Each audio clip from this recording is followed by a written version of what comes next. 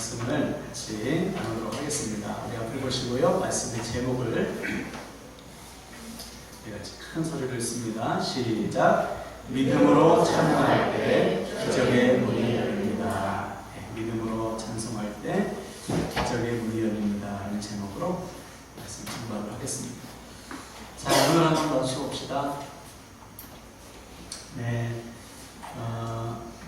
지난주일에 우리는 맥주감사절을 지내면서 왜 하나님께서 우리에게 맥주절을 지키라고 명령하시는지, 왜 감사를 우리에게 명령하시는지 그 이유를 확인했습니다. 그것은 바로 하나님을 향한 믿음이었어요. 어떤 믿음이죠? 나를 지금까지 먹이시고 인도하신 분이 바로 하나님이시다. 그 하나님은 어제나 오늘이나 내일이나 동일하시다. 이 믿음을 잊지 말라. 왜죠? 이 믿음이 있어야지만 우리는 광야를 통과할 수가 있어요. 그래서 이 말씀을 하실 때 하신 상황이 중요하다고 했죠. 언제 주님께서 야, 너 약속의 땅에 들어갔거든. 첫 열매를 거둬서 나에게 예배를 드려라. 감사해라. 언제 이 말씀을 하셨죠? 아직 광야에 있을 때. 눈앞에 보이는 것은 아무것도 없어요. 광야예요. 씨를 뿌릴 씨도 없고 땅도 없어요. 물도 없는 그곳에서 감사할 수 없는 상황 속에서 주님은 감사를 명령하시는 것입니다. 왜 그렇죠? 네가 믿음이 있다면 이 광야를 통과하게 해주겠다. 비록 지금 눈앞에 보이는 것은 아무것도 없지만 네가 나를 믿고 한 걸음 한 걸음 나아간다면 너는 반드시 광야를 통과하게 될 것이고 내가 너에게 예비한, 허락한, 약속한 열매를 반드시 얻게 될 것이다. 우리도 마찬가지예요. 하나님께서 우리에게 감사를 명령하실 때는 우리에게 모든 것이 갖추어질 때가 아닙니다. 감사할 수 없는 상황 속에서 우리에게 감사를 명령하시는 거예요. 그런 믿음만이 인생의 광야를 통과할 수 있기 때문에, 약속을 성취할 수 있기 때문이죠. 사랑하는 여러분, 상황보다 더 크신 하나님 보시길 바랍니다. 한번 따라할까요? 상황보다 크신 하나님. 네, 우리가 믿는 하나님은 우리에게 닥친 모든 상황보다 크신 하나님. 그 하나님의 뜻을 믿고 우리가 나아갈 때 우리는 광야를 통과하게 되고 하나님께서 약속하신 약속의 열매를 거둘 수 있습니다. 이번 한 주간도 그 하나님 바라보시고 믿음으로 광야를 통과하시고 마침내 하나님께서 예배하신 약속을 차지하시는 열매를 거두시는 저와 여러분 되기를 주님의 이름으로 축복을 드립니다. 자, 오늘 우리가 나눌 말씀은 우리가 잘 알고 있는 바울과 실라의 이야기입니다. 오늘 본문의 상황은 바울이 실라와 함께 2차 전도를 하던 중에 일어난 일이에요. 원래 바울의 계획은 에베소였습니다. 오늘날의 터키, 에베소가 터키인데 거기 가서 복음을 전하는데 안 되는 거예요. 자꾸만 복음이 막혀. 그때 하나님께 기도하는데 하나님께서 환상을 보여주시죠. 어떤 환상입니까? 마게도냐에 있는 사람이 바울에게 손짓하는 환상. 이곳에 와서 복음을 전해달라. 아, 하나님의 뜻은 마게도냐구나. 순종합니다. 순종해서 가서 배를 타고 첫 번째 도착한 도시가 바로 빌립보라는 도시. 그 성에 들어가서 바울이 신라가 복음을 전합니다. 첫날에 복음을 받아들인 사람이 있었어요. 그 사람이 바로 옷감 장사를 하는 루디아라는 여인.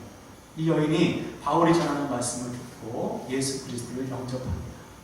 그리고서 그날에 첫 빌립보 교회의 교인이 돼요. 그리고 이 여인이 자기 집을 헌신합니다. 예배당으로 헌신해요. 바울이 선교하는 모든 물질을 공급하는 신실한 능력자가 됐습니다. 이때 바울이 확신했겠죠. 역시 하나님께서 우리를 이곳 마게도냐로 인도하신 것이 확실하구나. 힘을 얻어가지고 계속해서 빌립보 지역에 담대히 복음을 전하는 것입니다. 그러다가 오늘 본문의 사건이 일어났어요. 어떤 사건입니까? 바울과 신라가 복음을 전할 때 자꾸만 따라다니면서 방해하는 한 여자아이가 있는 것입니다. 어느 집에 여종인데 귀신이 들렸어요. 귀신이 들려가지고 점을 치는 것입니다. 점 치면서 이제 주인이 독보를 하겠죠. 우리 주변에도 신내림 받은 무당들이 많지 않습니까? 귀신의 힘을 빌려가지고 점을 치는 그러한 일을 하는 거예요. 그런데 바울과 실라가 들어온 그날부터 이 여자아이가 따라다니면서 복음 전하는 것을 방해하는 거예요. 바울과 실라가 가만히 있을 수 없죠. 복음이 선포되는 것은 반드시 귀신이 방해하잖아요. 그래서 바울이 선포합니다. 더러운 귀신아 그에게서 나오라. 예수 그리스도의 이름으로 명하노니 나오라. 그랬더니 그 즉시 귀신이 떠나가고 이 여자아이가 온전해졌어요. 기쁜 일 아니에요. 바울과 실라도 하나님께서 여기서 역사하십니다. 귀신이 떠나가는 역사를 보여주시는구나 기뻐했을 거예요. 근데 웬 거예요? 이 일로 인해서 바울과 실라가 고스로 나뉘어 집주인이 이제 돈벌이가 없어졌지 않습니까? 온전해졌으니까. 그래서 말도 안 되는 이유, 이 사람들이 성을 소란하게 한다, 말도 안 되는 풍속을 전한다 그래가지고 고발해요. 다른 사람들이 막 동원해가지고 바울과 실라를 고소합니다. 붙잡혀요. 매를 실컷 맞고 감옥에 가죠. 하루아침 전혀 생각지도 못한, 상상하지도 못한 고난을 만났어요. 방금 전까지만 해도 하나님의 역사가 확실해, 이곳으로 인도하신 하나님의 뜻이 분명해, 교회도 생기고 성도도 생기고 이제 귀신도 떠나고 복음이 증거되는 역사를 경험했는데, 아니 갑자기 지금 온몸에 매를 맞고 감옥에 갇혀있는 신세가 들어가요. 자, 이때 바울과 실라의 반응이 중요합니다. 어떻게 반응했습니까? 25절을 함께 볼게요.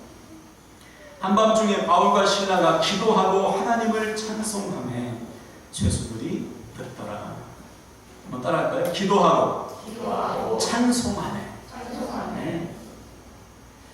매를 실컷 맞고 감옥에 갇힌 바울과 실라가 한밤중에 깨어나서 한 일은 바로 하나님 앞에 기도하며 찬송을 부른 거예요. 아니 어떻게 이런 상황 속에서 찬송이 나오냐 말이에요. 찬송이. 기도는 이해가 되잖아요. 기도는. 앞이 꽉꽉 막힌 상황 속에서 기도하는 것은 당연합니다. 우리도 인생의 문제를 만났을 때 기도할 수밖에 없는 상황이 우리에게 닥칠 때 기도가 나오잖아요. 그때는 뭐 누가 옆에서 기도하라 말할 것 없어요. 통곡하는 기도가 나와요. 간절히 부르짖는 기도, 주님께 매달리는 기도가 나오죠. 우리가 잘 아는 야곱도 기도 평생 안 하다가 형이 군사 400명을 이끌고 자기에게 온다는 소식을 들을 때 비로소 하나님 바짓가랑이에 붙들고 기도하지 않습니다. 인생의 문제가 닥쳤을 때, 내 한계를 넘어서는 문제를 만났을 때 기도하게 돼요. 우리 교회도 처음에 여기 이전할 때 다른 거 다 순조로운데 마지막 막판에 이 주차장 문제가 닥쳐서 기도할 수밖에 없는 상황으로 인도하셨을 때 기도했잖아요. 그랬더니 하나님께서 우리가 생각하지도 못한 방법으로 문제를 해결해 주셨지 않습니까? 저와 여러분이 이 일의 증인이잖아요. 기도하면 하나님께서 반드시 우리가 생각지도 못한 가장 좋은 길을 열어주신다. 그래서 하나님은 때때로 우리들을 기도하지 않으면 안 되는 상황으로 몰아가시는 거예요. 그러면 그때 우리는 기도하면 되는 것이죠. 그러면서 아는 거예요. 지금 바울과 실라처럼 앞뒤가 꽉꽉 막힌 상황 속에 있는 분이 계시다면 여러분 기도하시면 돼요. 기도하라는 하나님의 사인. 지금이라도 하나님 앞에 기도해요. 매달려 기도해요. 네, 목사님 시간이 해결해 줄 겁니다. 절대 그렇지 않아요. 시간이 해결해 주지 않습니다. 그래서 예나 지금이나 가장 안타까운 사람은 누구냐면 기도하지 않는 사람. 기도하지 않는 사람. 하나님께서 기도할 수밖에 없는 상황으로 몰아가시는데도 기도하잖아요. 홍해 앞에 선 백성들을 보세요. 홍해 앞에 선 백성들, 기도할 상황인데 기도 안 하고 뭐합니까? 원망하고 불평하잖아요. 다시 돌아가자. 야, 약속의 땅 필요 없어. 하나님도 필요 없으니까 다시 예전으로 돌아가자. 골리앗 앞에 선 백성들을 보세요. 하나님의 도우심이 필요할 게 아닙니까? 하나님 제 힘으로 이길 수 없으니 하나님께서 일해야 되는데 그렇지 않고요. 벌벌 떨고만 있지 않습니까? 기도할 상황인데도 기도하지 않아요. 지금도 마찬가지. 우리 중에 하나님 저는 기도 필요 없어요 이런 분 계세요. 기도하지 않아도 살만하신 분 계십니까? 기도할 제목이 없으세요? 눈물로 기도하고 통곡할 기도의 문제가 없으십니까? 그런 분은 아무도 없어요. 우리 가운데 문제 없는 사람 없고요. 가정마다 기도할 제목이 없는 가정이 없어요. 다 행복하며 기도할 문제가 쌓여있어요. 그러면 기도해야지. 그러면 기도해야지. 그러면 살아요, 여러분. 기도하면 사는 거예요. 그래서 우리가 잊지 말아야 될 사실이 있습니다. 우리가 바로 기도의 파수꾼이에요. 기도의 파수꾼. 파수꾼이 잠들면 아무리 견고한 성도 무너져요. 여러분, 기도의 파수꾼으로서 생명 걸어 기도하시길 바랍니다. 오늘처럼 부르짖으세요. 같이 부르짖어 기도하는 거예요. 너는 내게 부르짖으라 주님께서 명령했어요. 부르짖는 기도는 매달리는 기도예요. 매달리는 기도. 뭐 고상하게 기도하는 게 아닙니다. 간절히 부르짖어 기도합니다. 우리의 자신이 연약함을 한다면 내 속에서 부르짖는 기도가 나와요. 믿음이 없는 가족들을 보면 여러분 눈물의 기도가 왜 안 나옵니까? 지금 나에게 닥친 상황을 보면 내 힘을, 내 한계를 넘어서는 문제를 보면요 통곡하는 기도가 나오게 돼 있어요. 그때 회복이 일어나는 것입니다. 우리 입술에서 부르짖는 기도가 나올 때 비로소 하나님의 역사가 시작돼요. 우리 학생들 아침에 학교 갈 때 제발 좀 손에서 핸드폰 내려놓으시고 기도하세요. 그때 아니면 기도할 시간이 없어요. 아니, 다음에 해야지. 안 돼요. 우리 부모 세대도 마찬가지죠. 출근하실 때, 걸어가실 때 기도하세요. 차를 타고 운전하시는 분도 더 좋아요. 찬양 크게 틀어놓고 간절히 부르짖어 기도하세요. 그때가 아니면 하나님 앞에 기도할 시간이 없어요. 기도의 시간을 확보하시는 거예요. 네. 수시로 교회 나와서 기도하시고요. 수요일마다 금요일마다 기도하시고 기도의 시간을 정해놓으셔야 돼요. 부르짖는 기도가 필요해요. 가정에서도 여러분 틈틈이 자녀들 손 붙들고 기도하세요. 그러면 됩니다. 오늘부터 여러분 모두가 기도의 파수꾼으로서 기도의 불이 다시 붙으시길, 그래서 기도하는 자에게 베풀어 주시는 회복과 기적 반드시 체험하시기를 주님의 이름으로 축원을 드립니다. 자, 그런데 오늘 본문의 바울과 신라는 여기에서 한 단계를 더 나가는 거예요. 바울과 신라의 기도는 기도로 끝나지 않고요. 기도한 후에 뭐 했습니까? 찬송했어요. 이거. 바울과 신라의 기도는 기도에서 끝나지 않고 찬송으로 이어졌습니다. 이것이 오늘 우리가 붙들어야 될 말씀이에요.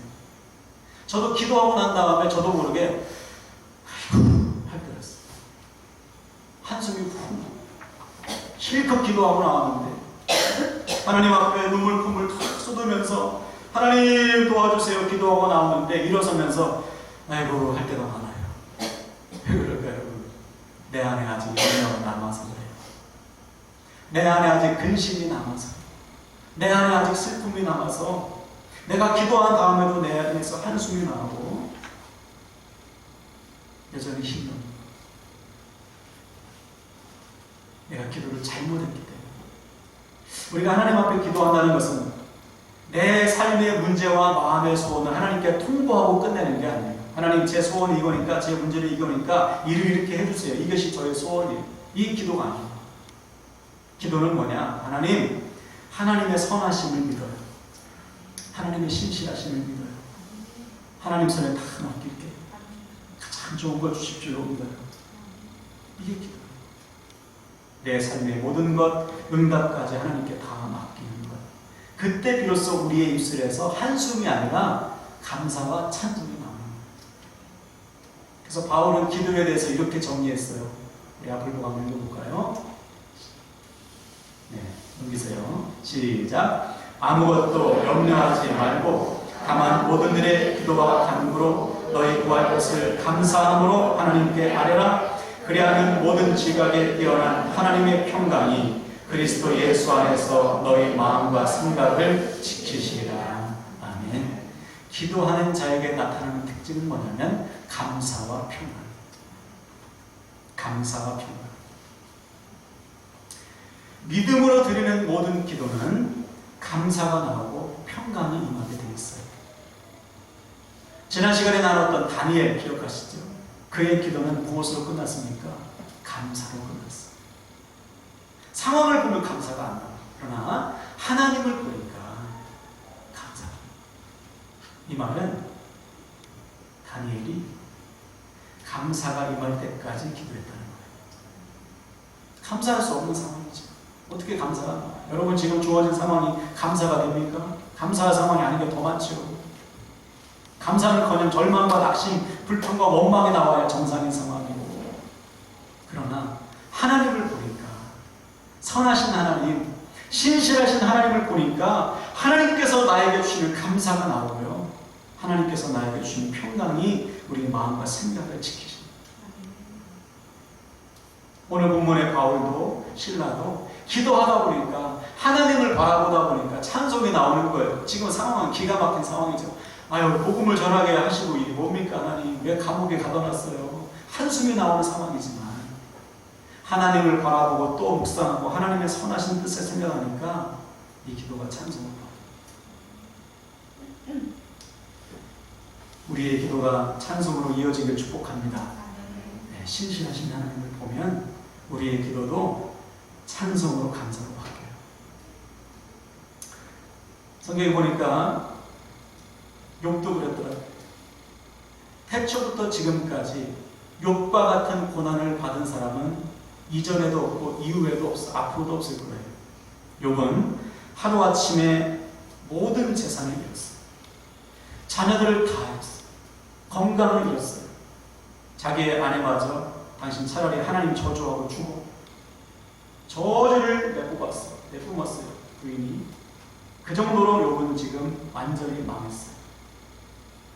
그러나 그때 우리 어떻게 했죠? 우리 앞을 보고 한번 읽어보겠습니다. 욥기 1장 21절 시작. 이르되 내가 모태에서 알몸으로 나왔사온즉 또한 알몸이 그리로 돌아갈지라 주신 이도 여호와시요 거두신 이도 여호와시오니 여호와의 이름이 찬송을 받으실지니라. 욥은 하나님을 찬송했어요. 누가 봐도 찬송할 수 없는 상황이죠. 그 상황 속에서 욥은 선하신 하나님을 믿기에 찬송할 수밖에 없었어요. 주신 이도 하나님이시고 거두시는 분도 하나님이시기에 하나님의 뜻은 언제나 선하시기 때문에 욥은 원망 대신에 절망 대신에 찬송을 올려드렸어요. 이것이 하나님을 믿는 자의 기도. 최근에 제가 오늘 기독교 방송을 봤는데요. 예전에 제가 소개해드린 교회 오빠라는 이관희 집사님 이야기인데 최근에 영화도 나왔습니다. 그렇죠? 이분이 아주 젊은 나이에 대장암이 걸렸어요. 근데 엎친 데 덮친 격으로 그의 어머니가 그 소식을 듣고 너무나 충격을 받고 비관해서 스스로 목숨을 끊었어요. 그리고서 이제 수술을 한 다음에 몸이 좀 좋아졌어요. 근데 이번에는 부인이 혈액암에 걸려요. 부부가 다 암에 걸린 것이죠. 그러다가 부인의 암이 이제 치유가 됐다는 소식을 병원에서 듣고 너무 기뻤어요. 또 몇 개월 뒤에 이번에도 남편의 암이 또 재발했어요. 돌아가셨더라고요. 끝내 암을 이기지 못하고. 그래서 그 이관희 집사님의 일대기를 영화로 최근에 상영한 것을 제가 들었어요. 아직 보지는 못했는데, 그래서 최근에 아내분이 기독교 방송에 나와서 하시는 말씀을 들었습니다. 돌아가신 이관희 집사님께서 마지막까지 입버릇처럼 그렇게 말씀하셨대요. 자신의 고난을 통해 누군가 위로를 얻고 내가 만나고 누리고 있는 이 살아계신 주님을 만날 수가 있다면 이 고난, 이 죽음 전혀 두렵지 않다. 훌륭하사. 그래서 틈만 나면 이 부부가 뭐 했냐면 붙들고 기도하고 찬송합니다. 암에 걸린 사람들 찾아가서 같이 기도해주고 같이 찬송합니다. 아니 다 죽게 생겼는데 어떻게 찬송이 나오나. 그분들의 시선이 하나님을 향해 있기 때문에 욥처럼 하나님을 찬송합니다.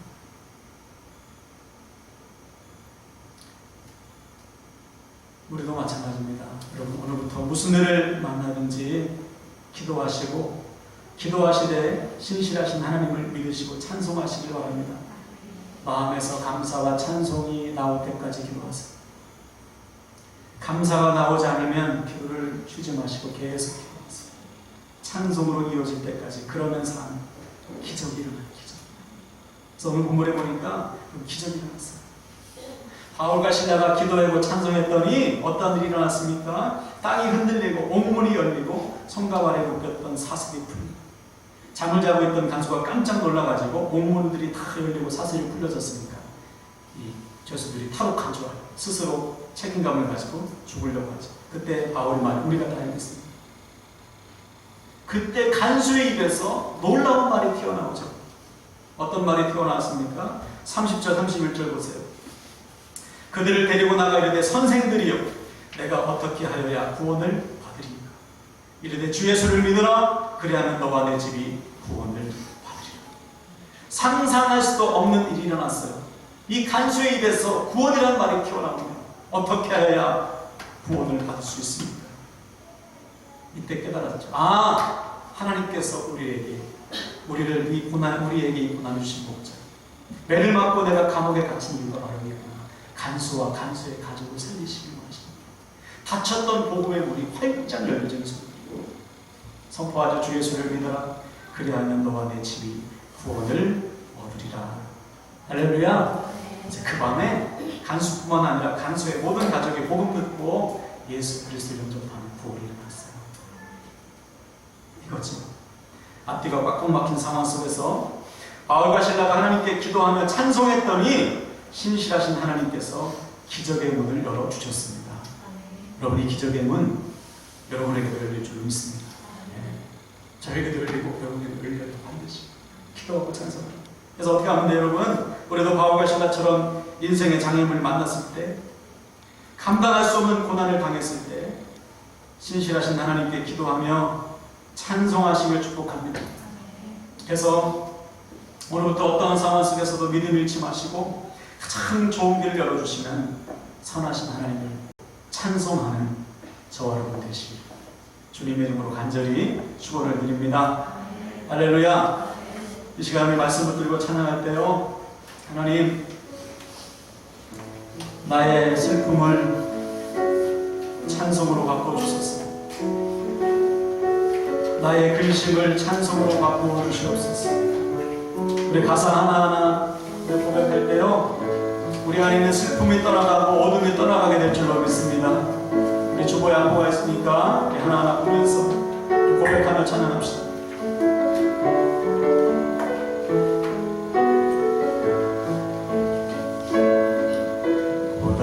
삶의 음에도 무뎌지고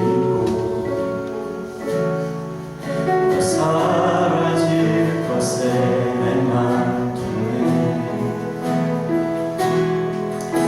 헛될 것들을 바라보며